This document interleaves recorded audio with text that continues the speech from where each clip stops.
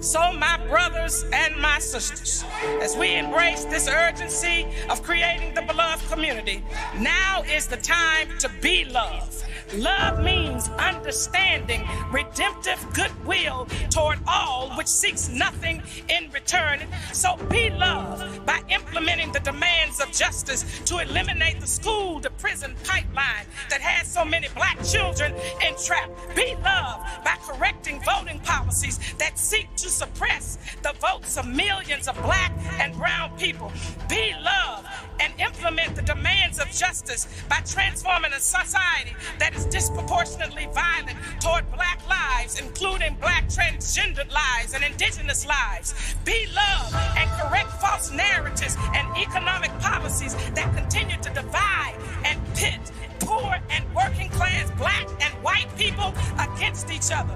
Be love and implement demands of justice where systems and structures are deconstructed and lead the way of living in community that reimagines just, humane, equitable, and sustainable policies, practices, and behaviors. Love your enemies. Bless them that curse you.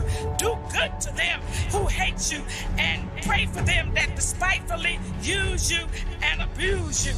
Be love and do justice and love mercy and walk humbly with our God.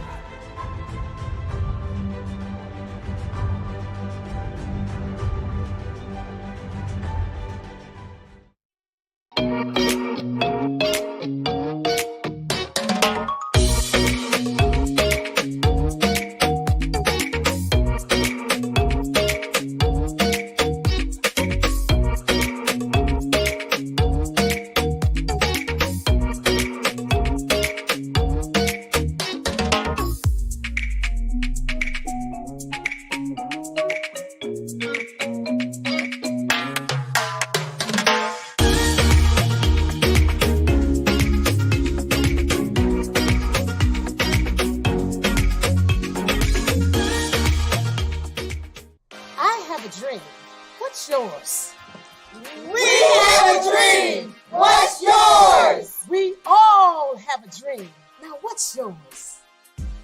I have a dream. What's yours? We have a dream. What's yours? I have a dream. What's yours? I have a dream. What's yours? I have a dream. What's yours? I have a dream. What's yours? I have a dream. What's yours? I have a dream. What's yours? I have a dream. What's yours? I have a dream. What's yours?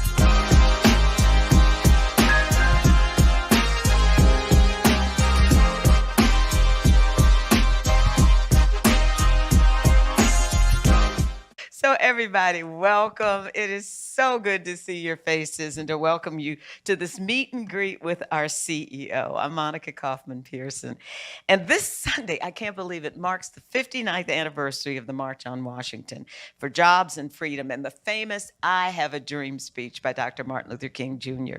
Now, believe it or not, this is going to be a little bit of a history lesson for some of you younger folks in the room. It all began May 24th, 1962, when A. Philip Randolph, now he was a civil rights and union activist, and he was organizer of the Brotherhood of Car Porters. Now, y'all don't know what that is, but in the old days when you rode on trains, the porters helped people on and off the trains, clean the trains. This was the first organized Black union. So he formed that. So in May 24th, 1962, he wrote a letter to the then U.S. Secretary of the Interior, Stuart Udall. And the letter was written on behalf of the Negro American Labor Council, the Southern Christian Leadership Conference, the Congress of Racial Equality, and the Student Nonviolent Coordinating Committee. Now, the letter was a request for a permit for a march that would end at the Lincoln Memorial. Initially, the plan stalled, but in May of 1963, Dr. Martin Luther King Jr. and SCLC joined with Randolph, CORE, and SNCC in a call to have the march later that year. The permit was granted. So on August 28, 1963, more than 200,000 people took to the streets of Washington, D.C. to voice their concerns about many issues, including the high level of unemployment among African Americans, and then the systemic disenfranchisement of African Americans, and the persistent racial segregation all over the country, but especially in the South. Now, it was on that day that Dr. Martin Luther King Jr. stood at the podium to give one of the most famous and transformative and often quoted speeches in human history. And you know what that is, the I Have a Dream speech. Well, today I am here with Dr. Bernice A. King, the CEO of the King Center. The Atlanta Dream, they're sitting over here. Y'all wave your hands. Yeah. And King Center patrons to commemorate this monumental event and to discuss the progress that has been made since the March on Washington.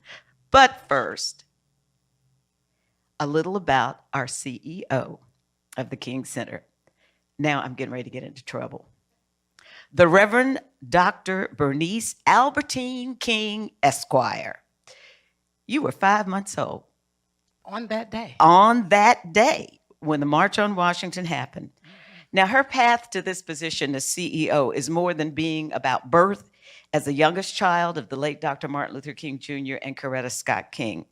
She earned and prepared for her position at the center, founded by her mother, to continue the work as the Martin Luther King Jr. Center for Nonviolent Social Change. Now, Dr. Bernice has done a lot of things, but the first was rebranding the Kingian philosophy of nonviolence to Nonviolence 365. Under Dr. Bernice's leadership, the center has reached over 500,000 people around the world, including the beloved Community Leadership Academy, Students with King, and so much more. If I read all of her bio, we wouldn't have time for questions. Dr. Bernice is a graduate of Spelman College. She received her Master's of Divinity and her Juris Doctor from Emory University. She is still making history. Please give her a round of applause. Thank you. Now, while women have always been the backbone of the civil rights movement, initially, no women were included as speakers during the planning stages of the March on Washington for Jobs and Freedom. There was only one woman on that committee. Her name was Anna Arnold Hedgeman. Now, the reason Anna was there is because she was an organizer too. Anna was the coordinator of special events for the Commission on Religion and Race of the National Council of Churches. She told the other March on Washington committee members, you have to include a woman speaker. The March Committee first selected Myrlie Evers to speak, but her husband had just been assassinated on June 12, 1963. Ms. Evers was replaced by Daisy Bates, a journalist who selected the Little Rock Nine, who integrated Central High School in Little Rock, Arkansas. So that's a little bit of the history. So since women have always been a part of the movement, why is it critical for women to be involved now, Dr. King? Well, before I answer that question, let me welcome everybody to the King Center. We are the official living memorial to the life, work, and legacy of my father. Our vision is about the beloved community where injustice ceases and love prevails. And we do that by empowering people to create a just, humane, equitable, and peaceful world through my father's nonviolent teachings, which we call Nonviolence 365. So I want to welcome you all here today, and I want to welcome our new partners, the Atlanta Dream. Let's give them a round of applause. Apropos that we would be celebrating this anniversary with them here and the name that they carry as we continue to move towards the creation of the beloved community. You know, I want to contextualize this because I want everybody in here to just imagine the absence of women in any movement. Just imagine that. That's frightening. By the time you extract every single woman, regardless of the generation, there would be virtually no individuals. No offense to the men. But When the movement started under my father's leadership, it was women who suggested the boycott. The Women's Political Council, Joanna Robinson. They suggested because they had been looking for opportunities to boycott the buses because they were tired of the treatment that the black citizens were receiving in Montgomery, Alabama. The women were the ones who passed out the leaflets to get the word out. The women were carpoolers, men were too, so I'm not minimizing the contribution of men, but I just want us to contextualize this. Practically every movement in this nation and perhaps across the world is filled with women. And we're not just there as supporters, we're just not given the credit. You know, we are there as strategizers, as mobilizers, as organizers. We do whatever has to be done to get things done. And part of that probably is, you know, holistically, women take care of families. So their thought process is more holistic. We think about everything and everybody. And so it's always important that we understand the importance of having women involved, and knowing that we probably won't make much change without women. So I just wanted to contextualize that. And so even though they weren't speaking, they were very present at the march. Dorothy Height, the National Council of Negro Women, was a part of that quote unquote Big Six, arguably seven. She was in many of those meetings, but she didn't get a place on the platform that day to speak. And so we got to do a better job. Things are shifting, but we still have a lot more work to do to recognize the important leadership and influence of women and the fact that just about every aspect, we are the thread throughout. And as my mother said, women, if the soul of the nation is to be saved, I believe you must become its soul. So how do the women of this generation get involved? Where do you start? Well, the women are already involved, as far as I'm concerned. Everywhere I look, the women are there. The issue is that we have to figure out how to strategize what it is that we're trying to do. You know, I think people are raising their voices, but I don't think there's a lot of planning and organizing and strategizing to say, okay, how do we line up 1, 2, 3? What is going to be the target? What are going to be the different aspects? Because in every movement, you got to have different aspects. Demonstrations and protests don't make a movement. They are part of a movement, but they don't make a movement. A movement has to have messaging. Now, this is a generation that does not believe in centralized leadership, but there has to be leadership protocol. And so understanding that having a plan around messaging and identifying who are the appropriate voices to do that messaging and do it in a synchronistic way is very critical. Because if not, with all of the social media and everybody having a voice, the narrative can get changed. And so you need consistency of messaging coming from the right voice. And so that's a role. You got people who have to research. You know, you got other people who need to be in the education arena. They're educating people around what it is we're trying to do outside of just the messaging. You got people who mobilize different communities. You know, there's so many aspects. You got people who are the strategists, you know, and then you have people who are going to be on the front line. And everybody shouldn't be on the front line. If we're talking about justice issues, everybody shouldn't be on the front line because there's a discipline that is necessary to attack injustice and arguably in some cases evil.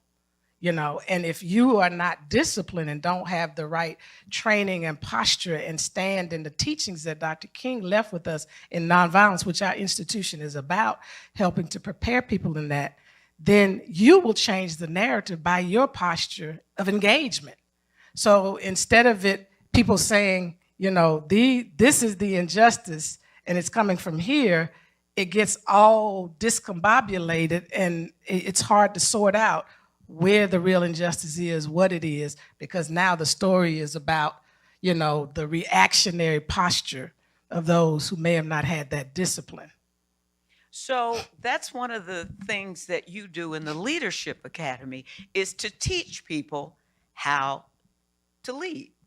Well, the Leadership Academy, in all fairness to the public and us, our Leadership Academy just launched this year. We previously had a summer camp for young people where we are teaching them about the philosophy and methodology, the thinking and the way of nonviolence of Dr. King, and how to utilize those principles and steps in everyday life, because it's not just in movements, but it's in our engagement, whether we're in schools or we're in the workplace, in our families and homes, as well as our communities, and when we're doing social justice work. But this year we launched because our goal is to raise up young people who have a vision and target of creating the beloved community. So we want them to become beloved community leaders, and the pathway to the beloved community is nonviolence. My father said that, my mother reiterated that over and over again. There is no way to get to that outcome, which is just, which is equitable, which is peaceful, which is, humane, any other way. There's no way, because you have to have means to resolve differences and conflict, and that's what nonviolence helps you with. You have to have ways to address injustice without becoming unjust in your approach, because you want to make sure that the means that you use are consistent with the end that you're trying to achieve. And so nonviolence is about that. If I'm trying to get to an end of love and respect, of dignity and justice, then I can't use violent means. I can't use unjust means. I can't be extremely combative, confrontational versus combative. So let's talk about the fact that you had 200,000 people at the March on Washington. And it basically 250,000 people. I'll tell you, this woman that I met one day said, I was at that march with your father. And I know they said 250, but I was there. It was 1 million people there. I don't know how they figured it out either. So some say 200,000, some say 250. We're going to go with 250,000 today, okay? Okay. Name it and claim it. And we are. Now, so we're still fighting for equal pay, for equal work, a living minimum wage. Again, this gets back to, how do you change the thought processes of those people who are employers and the people who work for them, for people to get a living wage? We are still talking about something we talked about 59 years ago. Yeah, and interestingly enough, the march was about jobs and freedom. And one of the agenda items that they were focusing on was a minimum wage at that time, which was $2. If you look that up today, that's 18. And we're talking about 15. They were well ahead of us. So there's something to say about learning from that movement. Now, fast forward, the whole nonviolent process is a strategy, from your posture, your demeanor, being love-centered in what you do, and following those principles attached to the steps that you follow. In order for us to get to that, we got to create a whole nonviolent strategy that ultimately, if we can't get it through legislative means of talking behind the door with senators, congresspersons, with corporate leaders, et cetera, then at that point is when you have to go into creative tension, and that's what direct action is. The reason you use direct action is because people are refusing to negotiate with you concerning these, whatever the issue is, or there's a stalemate, and so you bring about this creative tension, which is so many different ways, and that's why strategy is important. It is not always appropriate just to protest. There are tons of ways to engage in direct action. So you have to think about what is the best way. A boycott may not be the best way, we just don't know. But in terms of getting us there, we first, and this is part of strategy, we got to look at who's doing it. That's part of information gathering. Who is treating their employees in a fair and equitable manner? Now, you might say that's few and far between. It doesn't matter who's doing it. I would want to know how they did it so that I can create my plan to help to inspire these other employers to do it. Now, some of it is a whole restructuring of our mindset in this nation.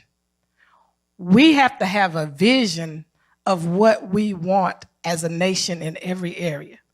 If we want to have livable wages, then our mindset has to be geared toward that, and we have to be in a state where we are maladjusted to anything other than that.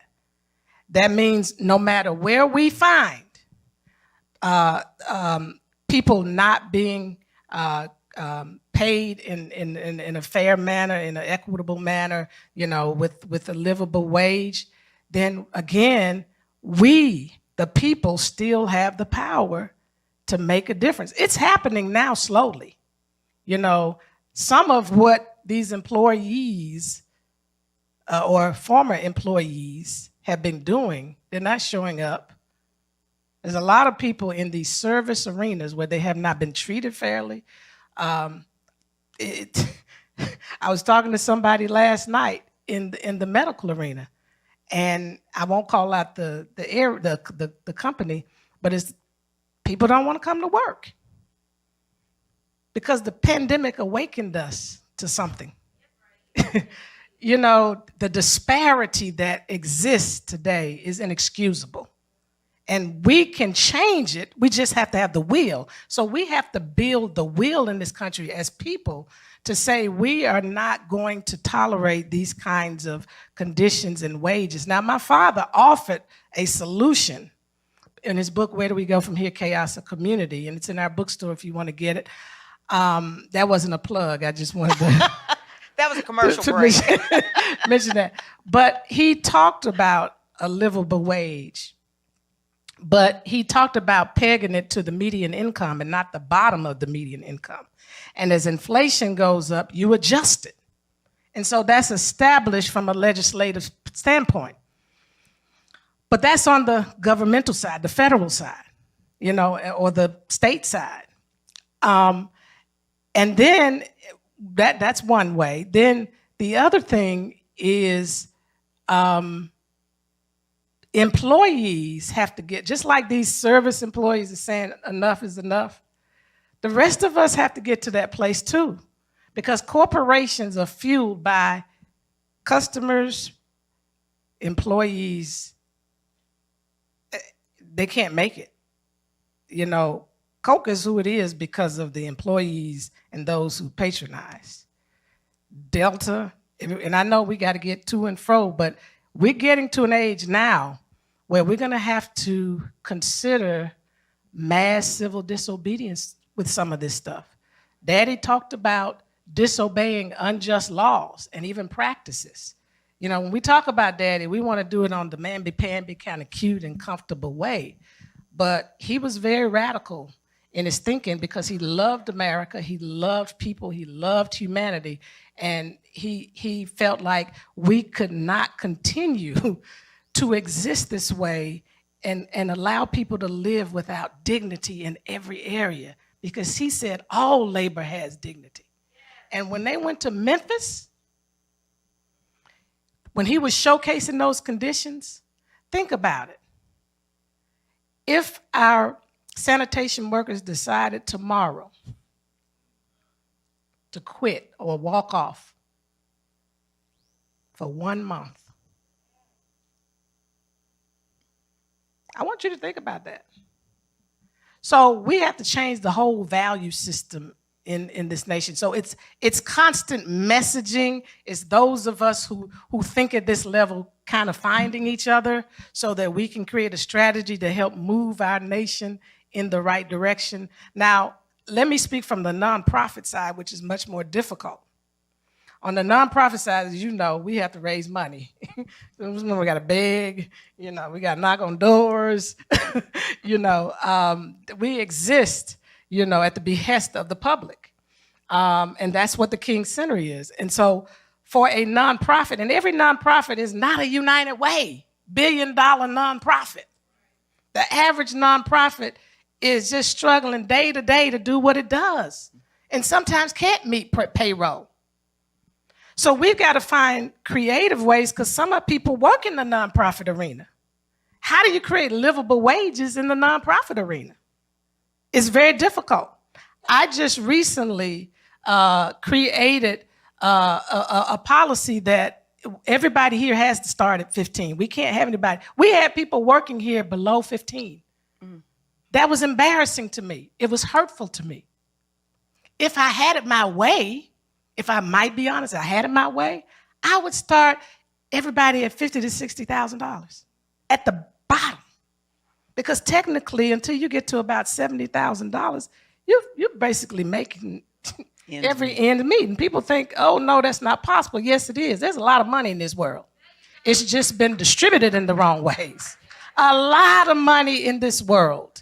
And we've got to figure out, now you can say and tag socialism, that's just something to scare people away and divide people. But at the end of the day, we practice it on corporations. Socialism, we bail them out.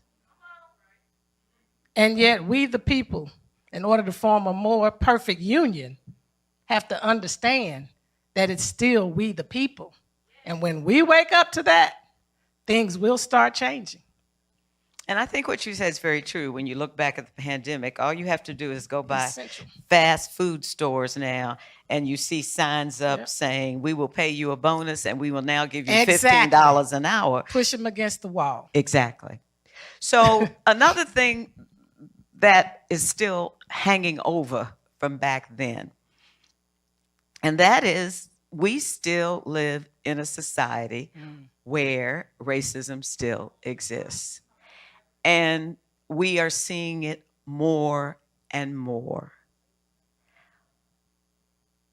What and how? Again, we're strategizing.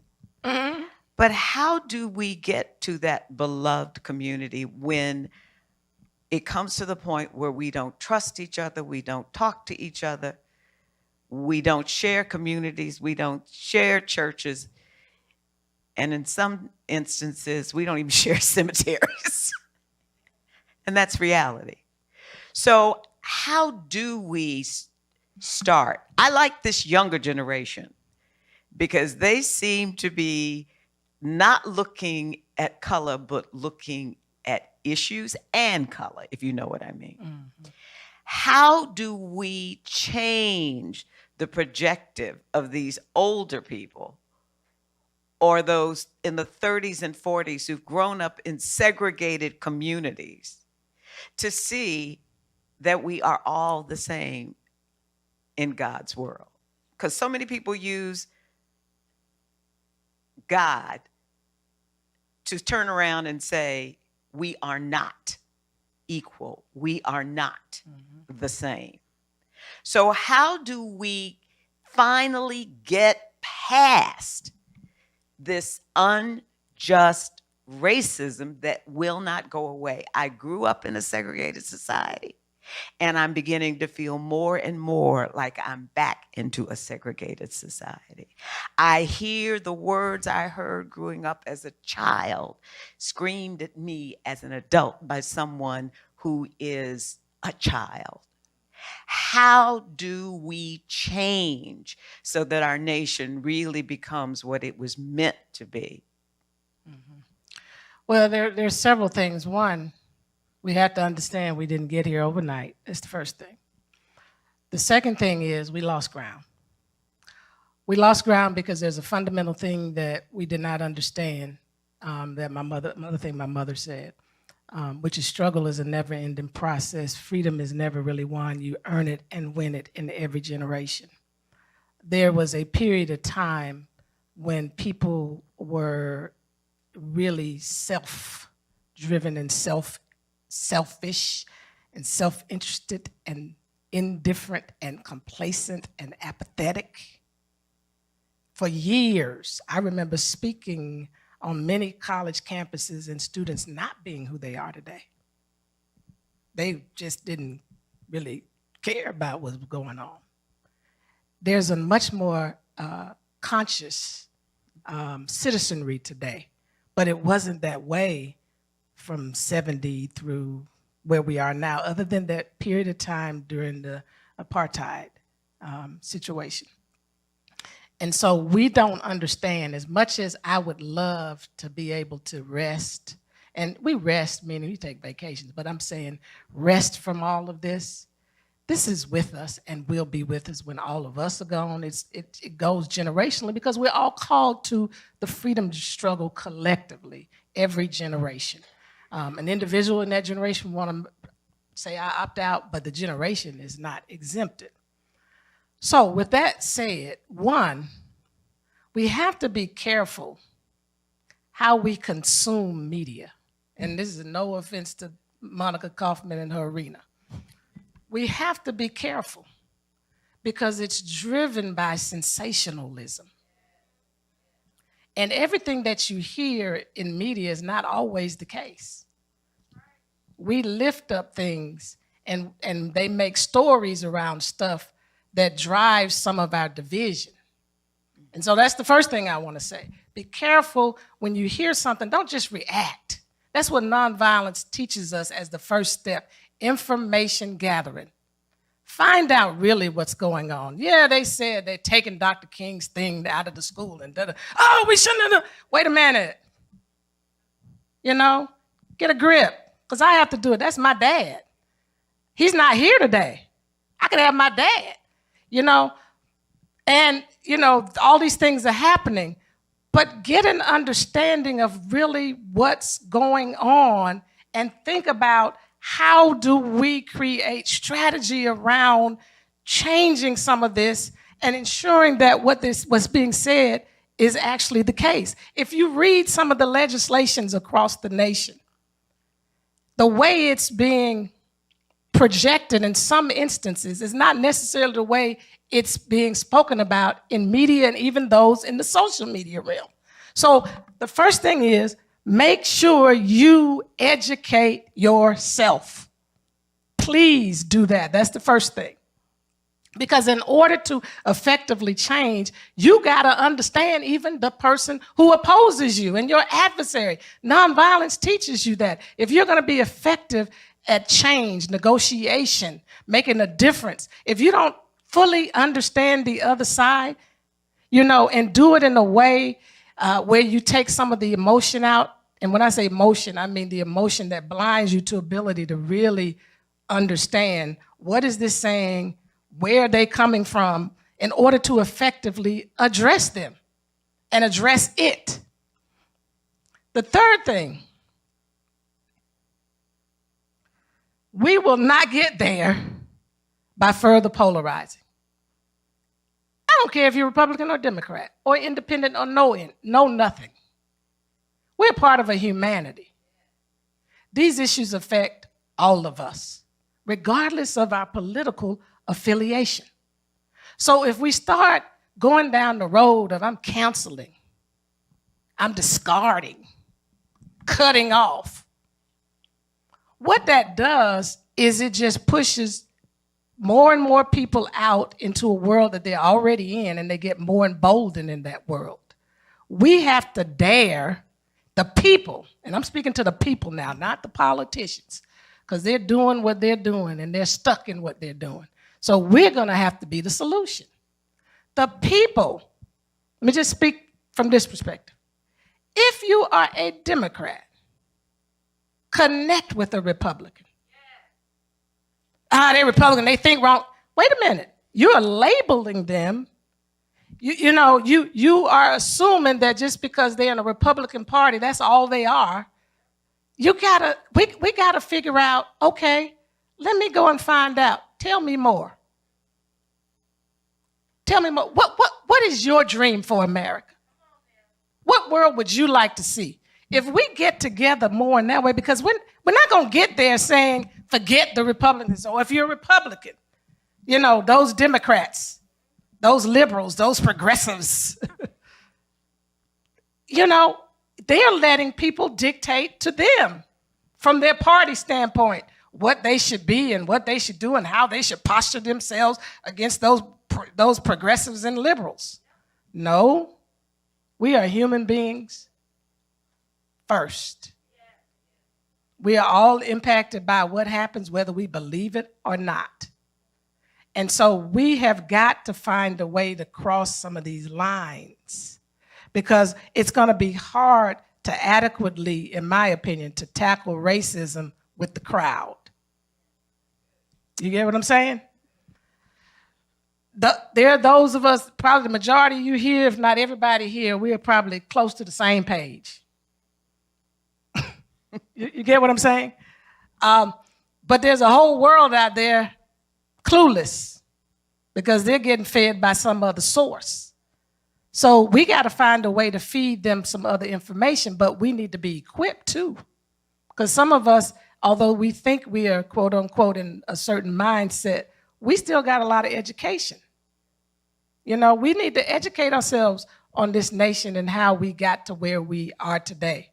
If you haven't been, go to the Peace and Justice Museum from Enslavement to Mass Incarceration in Montgomery, Alabama. It does an excellent job of tying together how we created a society around white supremacist thinking and structures. Doesn't mean white people. It just means it was a system and structure in the early days that benefited the white race, and now that system continues. It even continues when black people are in charge. They perpetuate the same system, which is a value system that if it's white, it's better. It's supreme. It should be treated this way. But if it's black, look at it with a certain kind of suspicion. Like when law enforcement approach a black person, they're aggressive. Not every time. So let's be realistic. It ain't happening with every encounter. But there's enough encounters that are happening that we need to look at this. This is something fundamentally wrong when you can discipline yourself with a white citizen as a law enforcement officer, but you can't with a black. What is that? So it's a lot. I don't know how we do it, Monica, but what I do know is if we don't talk to each other, if we don't truly study and understand our history and recognize we cannot move forward without doing, when we do get there, we cannot move forward without some repairing. So that's the reparations conversation that people don't like to have. It's complicated, but it's a part of the process to getting to a more fair and equitable society where we do honor people for their humanity, regardless of the race of their skin. And it's important that I don't even like to say that because race is really a construct. So yeah, but we still don't teach history accurately in school. Right. We didn't do it during our grandparents' time, our parents' time, my time. And we're not doing it now. We're acting now like we've always done it, though. So when they say they're taking things out, well, honestly, it ain't much been in there, if we might be just honest. I mean, I didn't learn a whole lot about anything in school, Until Black History Month. Yeah, maybe during that time period, that was it. So we've got to consider, how are we going to do something now with what has been happening? What is the strategy? The governor of Utah, he's a Republican. They decided, and I don't know where it is today, but I was out there doing an event, and he happened to be a part of it.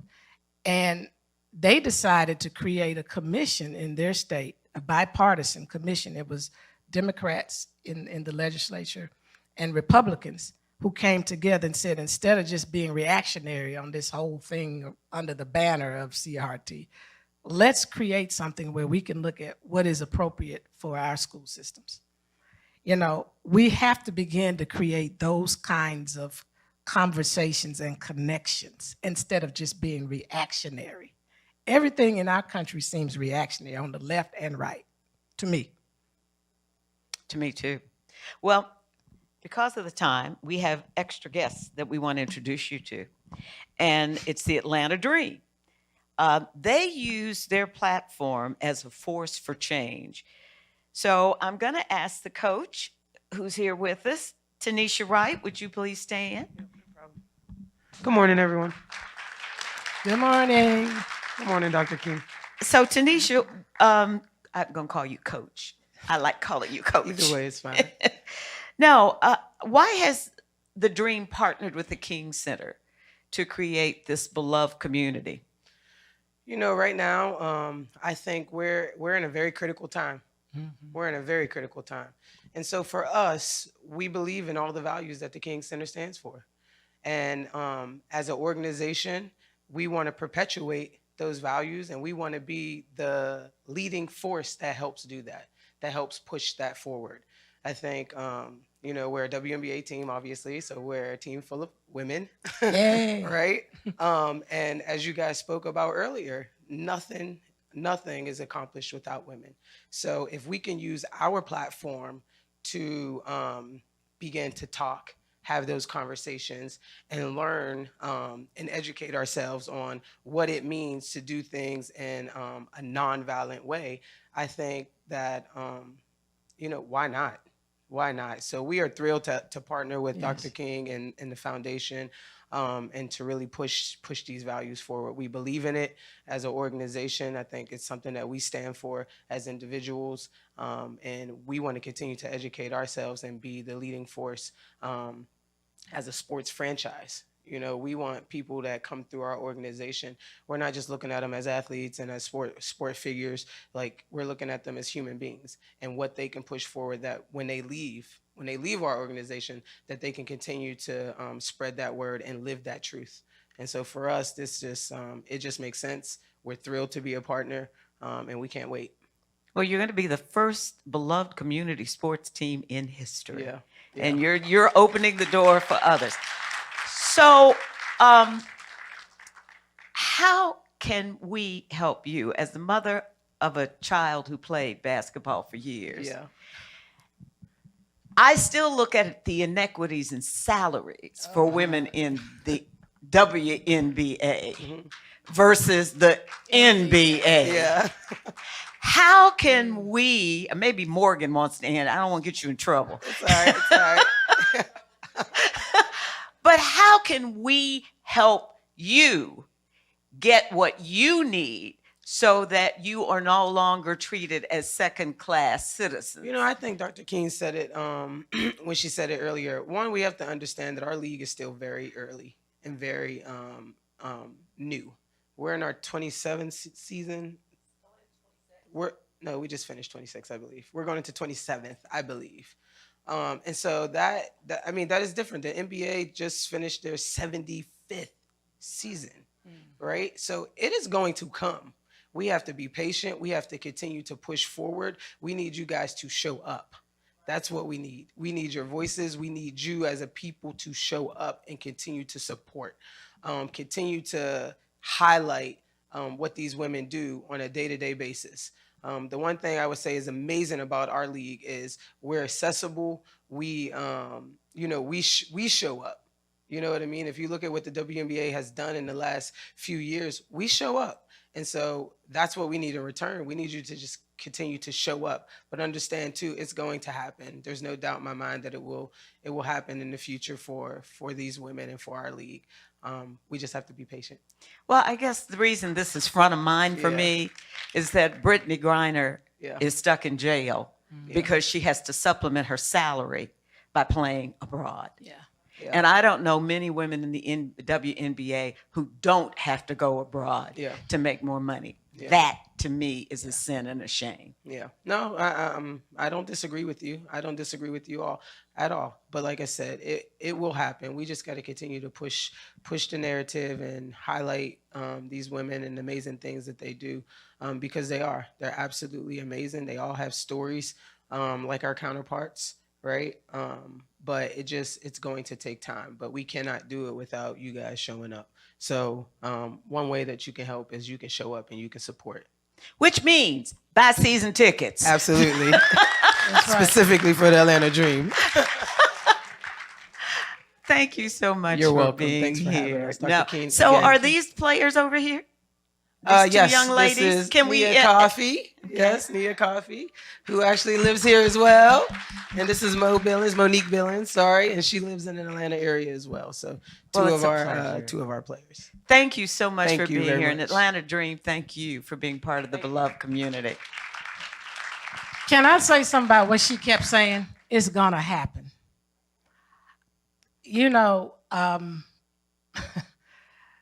that's what people have to hold in their minds, because otherwise you can get depressed, you can get extremely angry, and anger is okay. I'm a Christian. The Bible says be angry. But what we do with that anger is what's important, and nonviolence gives us a channel to address that anger in a more constructive way. But the mindset has to be, it's going to happen. The people in the movement, they believed it was going to happen. That's why they sacrificed.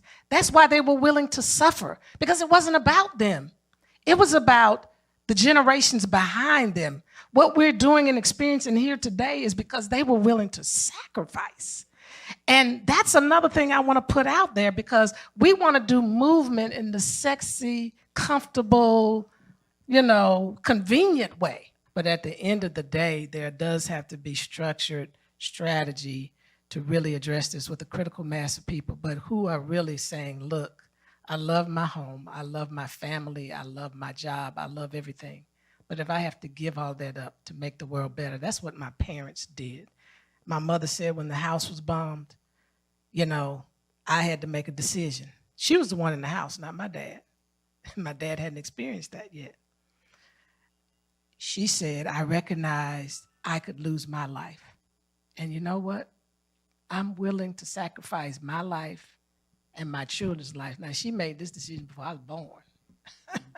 She didn't give me a choice. So I'm just saying, I recognize everybody not called to it, so I'm not putting the stress on you. But I'm calling for those who are willing to live at that level, because we need it now. Amen. And I think one other thing that's important, years ago, I can remember the movie Guess Who's Coming to Dinner?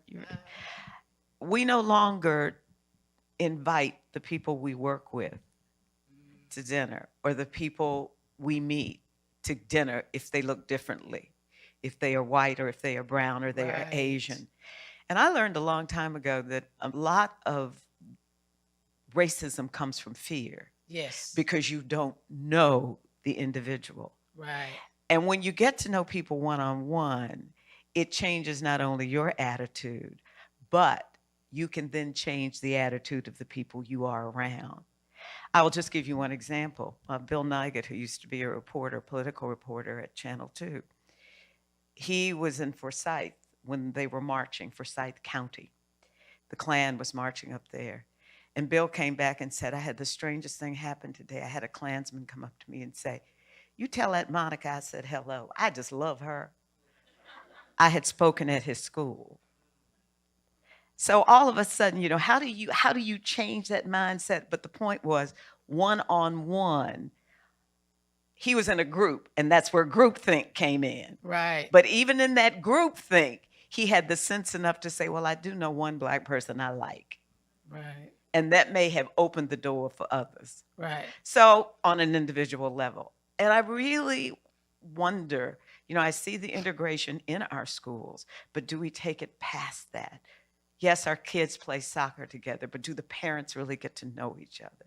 But it's deeper than that. It's much deeper than that. Will you stand with me Yes. to fight for change? And that's the next. Will you sacrifice for me to make the necessary changes? Because we're good at saying, oh, I got a bit black friend or some black friends or some we got white Korean friends or, some whatever.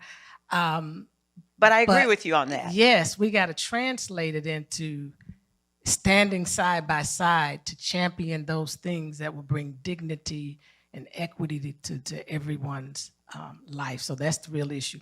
But I wanted to just mention this, if I might. Mm-hmm. We have beloved community talks. Yes. By bridging, divides and other tough subject matters.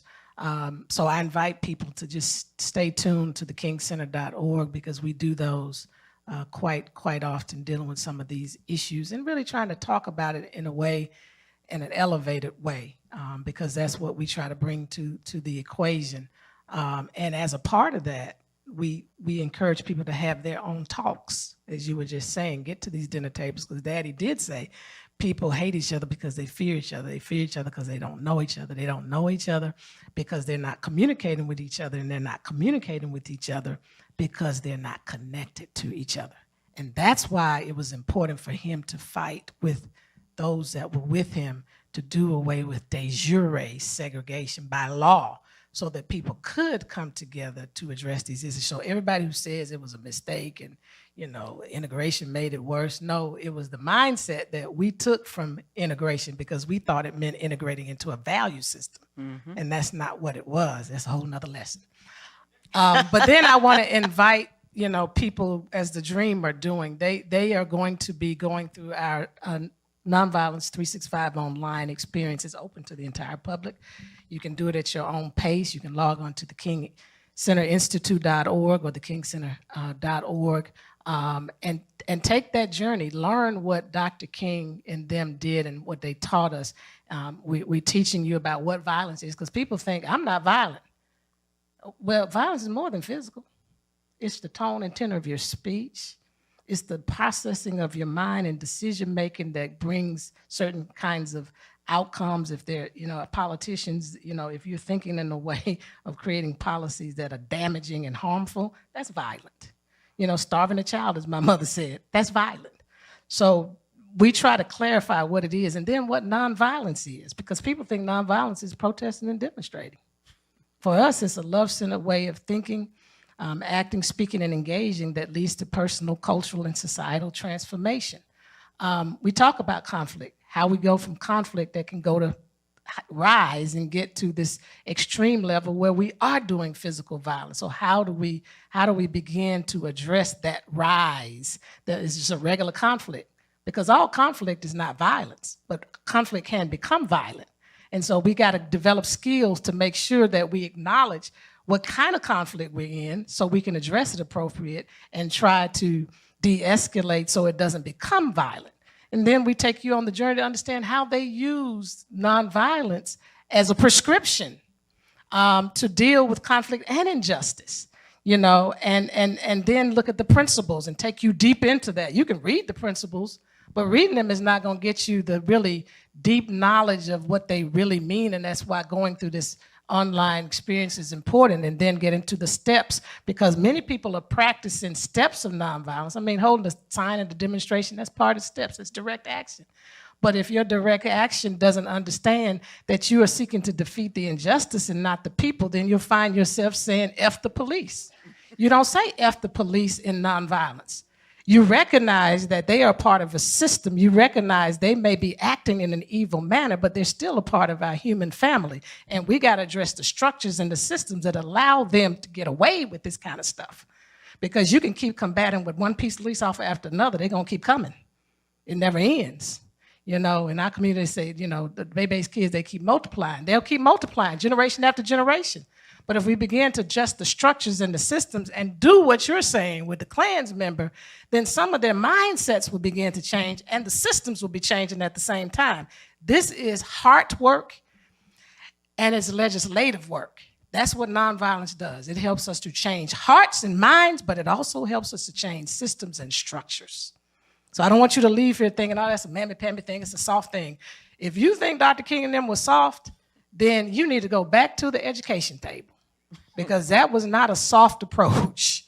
It was very bold and courageous, and it took a lot of intestinal fortitude to get up there and to know how to protect yourself against the blows without inflicting blows yourself, because you want people to see the injustice, not the fight. Powerful. Dr. King, thank you for having us here and participating in our CEO Thank you, and I talk. love you all, love you. And please log on to the King Center for the Nonviolence 365 online. And www.kingcenter.org. And for the Atlanta Dream, dream.wnba.com. Thank you all for being here. And get your I Have a Dream shirt today so you can wear it on Sunday. What's yours? At our bookstore. And my children's book. If you have children, we have a children's book. It starts with me. Thank you all for coming. Bye. Have a safe day.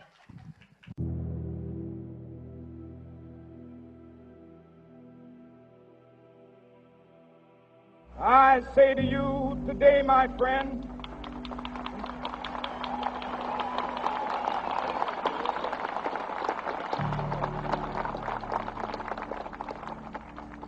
so even though we face the difficulties of today and tomorrow, I still have a dream. It is a dream deeply rooted in the American dream. I have a dream that one day this nation will rise up, live out the true meaning of its creed. We hold these truths to be self-evident, that all men are created equal.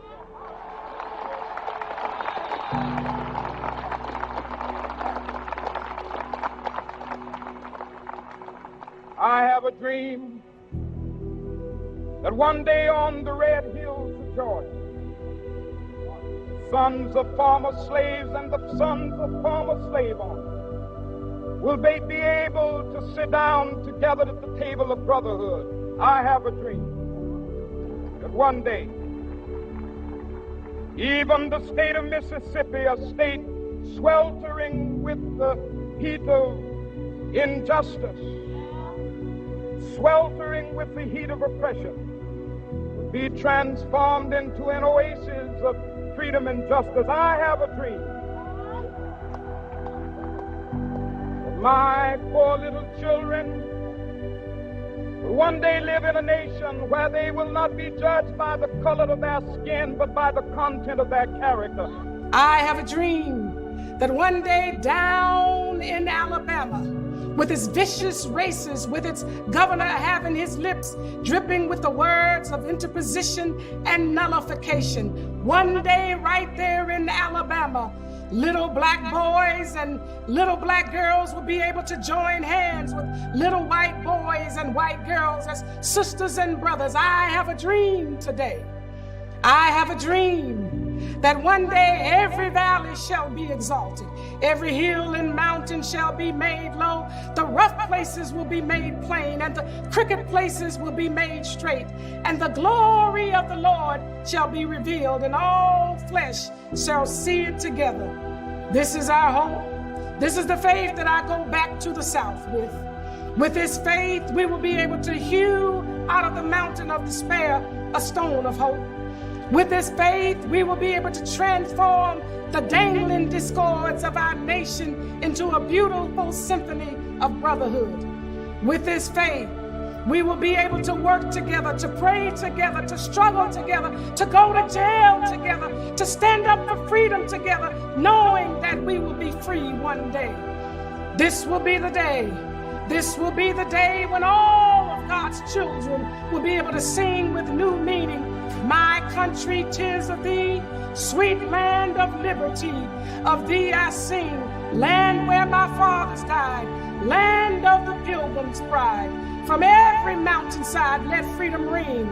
And if America is to be a great nation, this must become true.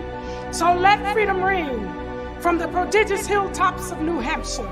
Let freedom ring from the mighty mountains of New York. Let freedom ring from the heightening Alleghenies of Pennsylvania. Let freedom ring from the snow-capped Rockies of Colorado. Let freedom ring from the curvaceous slopes of California. But not only that, let freedom ring from Stone Mountain of Georgia. Let freedom ring from Lookout Mountain of Tennessee.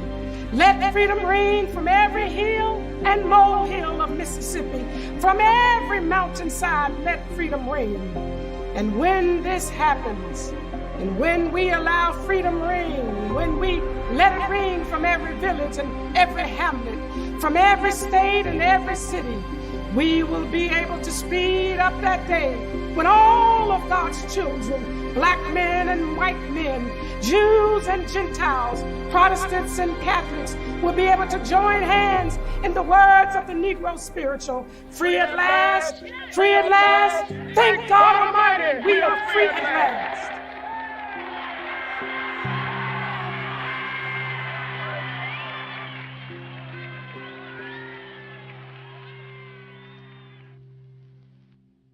The future belongs to those who show up, to those who come together and continue the good work of building the beloved community. Over the past few years, we've witnessed an awakening, one filled with shock and anger, alongside fear, pain, and exhaustion. We've seen bold claims and commitments, and new voices stepping up. Change is happening, but with change comes resistance. Ushering in a new way of living, one free from racial division, requires rigorous persistence, nonviolent persistence, a love-centered way of thinking, acting, speaking, and engaging that leads to individual and societal transformation. What better way to build the beloved community than by bringing people together over food and conversation? In partnership with Inclusive, formerly known as Civic Dinners, the King Center is inviting you to host a beloved community dinner and continue the work of bridging the racial divide. Are you in? Here's how to get involved. Sign up to host a beloved community dinner. You'll receive the host guide with the 3 big questions. You can invite your neighbors, peers, colleagues, family, and friends to join. And you can host at your home or at your favorite restaurant or online. Simply follow the host guide for an amazing conversation and experience the power of community. You'll walk away feeling refueled and inspired with new ideas, connections, and resources. In times of isolation and exhaustion, simply coming together in community can make all the difference. Together we can build the beloved community. Join us.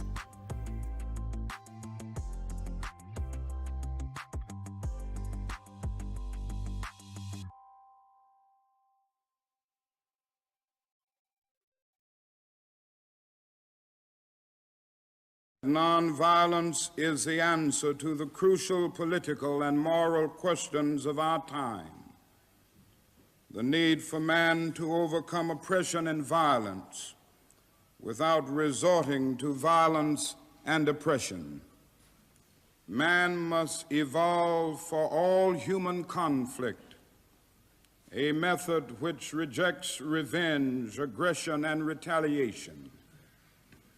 The foundation of such a method is love. Dr. Martin Luther King Jr. changed the world when he demonstrated what could be achieved through nonviolence.